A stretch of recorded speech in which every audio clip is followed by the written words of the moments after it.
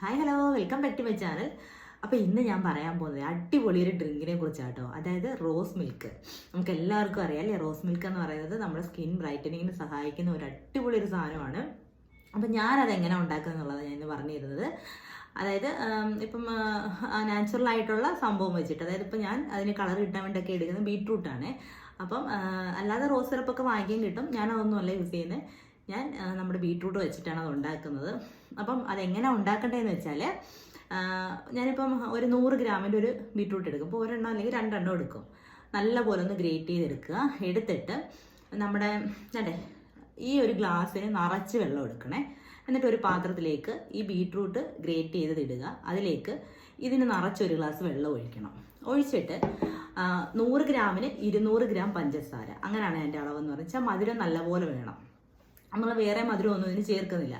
അപ്പം ഒരു 200 ഗ്രാം പഞ്ചസാരയും കൂടി ഇട്ടിട്ട്, അതുപോലെ തന്നെ എൻ്റെ ഈ കൈക്ക് ഒരു പിടി നമ്മുടെ ഈ ഉണക്കമുന്തിരി ഉണ്ടല്ലോ, നല്ല കറുത്ത ഉണക്കമുന്തിരി, അതെടുക്കണം. അതുകൂടെ നല്ലപോലെ കഴുകി ഇതിനകത്തേക്ക് ഇട്ട് കൊടുക്കണം. എന്നിട്ട് നല്ലപോലെ തിളപ്പിക്കണം. എന്നിട്ട് നല്ലൊരു മണം കിട്ടാൻ വേണ്ടിയിട്ട് ഒരു ഏലക്കയും കൂടി ഇട്ട് കൊടുക്കാം.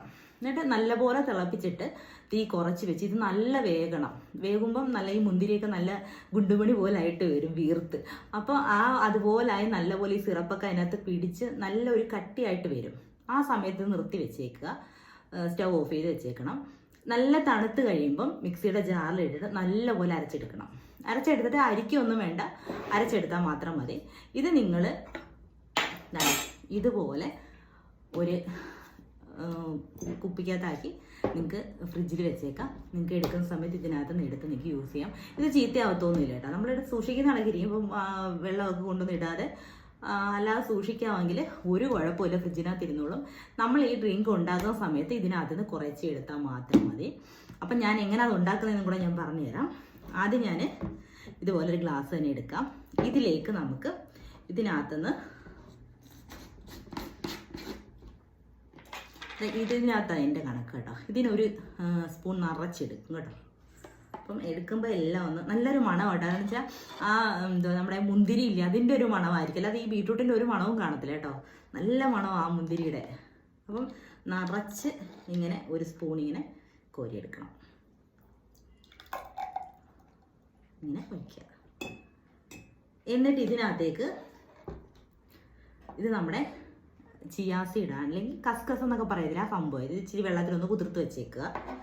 ഇത് നമുക്ക് കുറച്ചിട്ട് കൊടുക്കാം. ഇതെനിക്ക് ഭയങ്കര ഇഷ്ടമാണ് കേട്ടോ, ഞാൻ ഇച്ചിരി തോന്നിയിടും.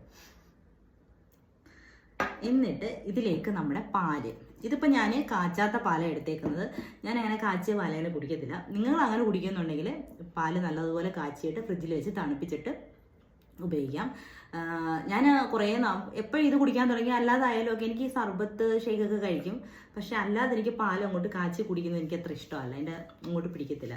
അതുകൊണ്ട് ഞാൻ ഇങ്ങനെ പച്ചപ്പാലെന്ന് ചോദിക്കും, പച്ചപ്പാൽ കുടിച്ചിട്ട് എനിക്കിതൊരു കുഴപ്പവും സംഭവിച്ചിട്ടില്ല.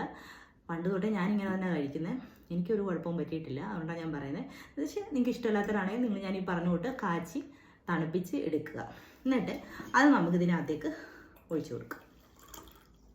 ഇപ്പം കണ്ടോ, നല്ല അടിപൊളി ഒരു കളർ വന്നിട്ടുണ്ടോ. എന്നിട്ടിത് നല്ലപോലെ ഒന്ന് മിക്സ് ചെയ്യാൻ മതി. ഓക്കെ, കുഴപ്പമില്ല, മിക്സായി ഇത് സംഭവം. ഇതിങ്ങനെ ആക്കിയിട്ട് നമുക്ക് കുടിക്കാം. കണ്ടോ, നല്ല എന്താ പറയുന്നത്, ഈ ഒരു മധുരം മതി നമുക്കിതിന്. അല്ലാതെ വേറെ മധുരമൊന്നും വേണ്ട. നാച്ചുറലായിട്ടുള്ള ഈ മുന്തിരിയുടെയും ഒക്കെ നമ്മൾ ചേർത്ത ഷുഗർ ഉണ്ടല്ലോ, അതിൻ്റെയൊക്കെ ഒരു മധുരം ഇതിനുണ്ട്. നല്ലൊരു മണവും ഒക്കെ ഉണ്ട് കേട്ടോ. നമ്മുടെ പാൽസർബത്ത് കുടിക്കത്തില്ലേ, അതുപോലെ തന്നെ നല്ല ടേസ്റ്റ് സത്യം പറഞ്ഞാൽ. പിന്നെ ഇങ്ങനെ നമുക്ക് കുടിക്കാം. ഇല്ല, ഇത് ഇച്ചിരി കൂടെ ഒന്ന് റിച്ച് ആക്കണമെങ്കിൽ വേറൊരു സംഭവമുണ്ട്. അതായത് തലേന്ന് രാത്രി നിങ്ങളൊരു 5 or 6 നമ്മുടെ ബദാം ഉണ്ടല്ലോ വെള്ളത്തിലിട്ട് വെച്ചേക്കണം. എന്നിട്ട് രാവിലെ എടുത്തിട്ട് അതിൻ്റെ തോല് കളഞ്ഞിട്ട് ഒരു മിക്സിയുടെ ജാർ എടുത്തിട്ട് ഞാൻ ഈ പറഞ്ഞ കൂട്ട് ഈ സിറപ്പ് ഒരു സ്പൂൺ ഒഴിക്കുക. ഒരു ഗ്ലാസ് പാല്, ഈ എടുത്ത് വെച്ചിരിക്കുന്ന ബദാം, അതിനകത്തേക്ക് 2 ഈത്തപ്പഴവും കൂടെ ഇട്ട് കൊടുക്കുക. എന്നിട്ട് നല്ലപോലെ അരച്ചിട്ട് നമുക്ക് കുടിക്കാം. ഇത് കുറച്ചുകൂടെ ഒന്ന് റിച്ചാക്കാം. പക്ഷെ ഇപ്പോൾ എല്ലാവർക്കും ഒന്നും ഇപ്പം വീട്ടിൽ ബദാം ഒന്നും വാങ്ങിക്കണമെന്നില്ല.